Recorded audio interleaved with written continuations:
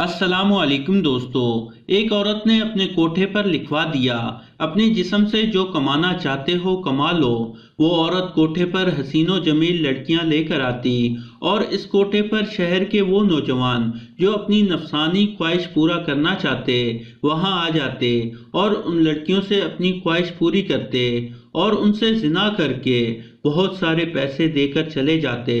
जिस्म फरोशी के बदले जो पैसे मिलते उन्हें वो औरत और लड़कियां आपस में बांट लेती।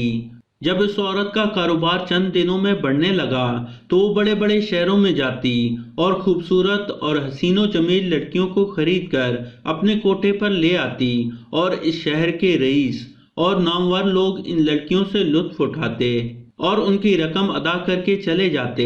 ये सिलसिला कई सालों तक चलता रहा। उस कोठे पर बड़े बड़े अमीर, रईस और शहजादे आते और अपनी हवस पूरी करके चले जाते। वो औरत जो पैसे महीनों में कमाती थी अब दिनों में कमाने लगी, लेकिन उन लड़कियों में से कोई भी अपनी मर्जी से जिस्म फरोशी नहीं करती थी। इनमें कई भूख और तंग आकर और कई गुर्बत से तंग आकर ये काम करती। कुछ लड़कियां अपनी दुनियावी ख्वाहिश पूरी करके तो कुछ लड़कियां चंद पैसों की खातिर अपना जिस्म उनके हवाले कर देती और वो दरिंदे इनके जिस्म को नोच कर चले जाते। जब इस कारोबार के बारे में बहुत चर्चा हुआ तो बड़े बड़े अफसरों ने पुलिस पर जोर डाला कि तुम उनको कुछ कहते क्यों नहीं हो। पहले तो पुलिस वाले रिश्वत लेकर चले जाते, लेकिन जब उनके सर से पानी ऊपर हो गया तो उन्होंने इस औरत को कहा कि अब या तो तुम हमें ज्यादा खर्चा दो या फिर तुम्हें ये धंधा बंद करना पड़ेगा। इस औरत के पास बहुत पैसा जमा हो चुका था। उसने पुलिस को एक भारी रकम दी और कहा कि ऊपर वालों तक पहुंचा दें और ऊपर वालों का मुंह बंद कर दें। एक दिन बहुत ही खूबसूरत और हसीनो जमील लड़की इस कोठे के दरवाजे पर आई।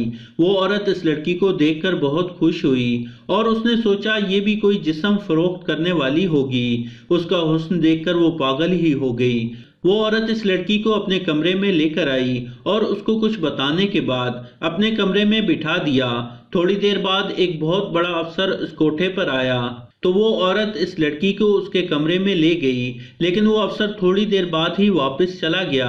फिर दूसरे दिन भी ऐसा ही हुआ कि जो कोई नौजवान भी आता बगैर कुछ कहे चला जाता। इस औरत का कारोबार बिल्कुल डाउन हो रहा था। कुछ दिन बाद फिर ऐसा ही हुआ कि एक आदमी उस लड़की के कमरे में गया और कुछ देर बाद ही वापस जाने लगा। तो उस औरत ने इस आदमी को आवाज देकर पूछा कि क्या बात है, तुम कुछ कहे बिना ही वापस जा रहे हो। तो उस आदमी ने कहा कि खुद ही अंदर जाकर देख लो। वो औरत बहुत परेशान हुई और वो औरत जब कमरे में गई तो उसके पैरों तले से जमीन निकल गई, क्योंकि वो लड़की अंदर इबादत करने में मसरूफ थी। इस औरत ने पूछा कि ए लड़की, तुम्हें नहीं मालूम कि यहाँ क्या होता है और तुम यहाँ इबादत करने में मशगूल हो गई हो। तो उस लड़की ने कहा कि जब मैं इस कोठे के पास से गुजर रही थी तो इसके दरवाजे पर लिखा था, अपने जिस्म से जो कमाना चाहते हो कमा लो। तो मेरे पास रहने के लिए कोई जगह नहीं थी, इसलिए इस कोठे में आ गई और अल्लाह की इबादत में मसरूफ हो गई, क्योंकि ये जिस्म मेरे पास अमानत है और हम जितनी चाहे इबादत कर सकते हैं। मैं अपने जिस्म को आर्जी तकलीफ देकर अपनी जन्नत कमा रही हूँ। क्या आपने दरवाजे पर नहीं लिखा कि अपने जिस्म से जो कुछ कमाना चाहते हो कमा लो? तो उस औरत ने कहा, हाँ तुम्हारी बात दुरुस्त है, मैंने ये जरूर लिखा है, लेकिन मैंने ये इस काम के लिए नहीं लिखा। तो इस लड़की ने औरत से कहा, जो तुम इस दुनिया में कर रही हो इससे तो शायद तुम्हें जहन्नुम में भी जगह ना मिले। तुम इन मासूम, लाचार और मजबूर लड़कियों को यहाँ लेकर आती हो तो उनके जिस्म को अमीर ज़ादे नोच कर चले जाते हैं। क़यामत के दिन तुम एक एक लड़की के जिस्म का हिसाब दोगी। क़यामत के दिन तुम्हें अपने जिस्म से कमाने के लिए और कुछ नहीं मिलेगा। ये बात इस औरत के दिल को जा लगी। फिर उसने कहा कि तुम्हारी बात बिल्कुल दुरुस्त है। फिर उसने कहा कि तुम अपने आप से पूछो, इतने सालों से ये काम कर रही हो, कभी तुम्हें सुकून मिला है? इस औरत ने कहा कि ऐसा एक लम्हा भी नहीं गुजरा जिसमें मैंने सुकून का सांस लिया हो। फिर इस लड़की ने कहा, तुम्हारे कहने के मुताबिक कई दरिंदे इस कमरे में आए और यहाँ से चले गए, لیکن میں اپنے رب کی یاد میں اتنی محو تھی کہ مجھے اس بارے میں پتہ نہیں چلا۔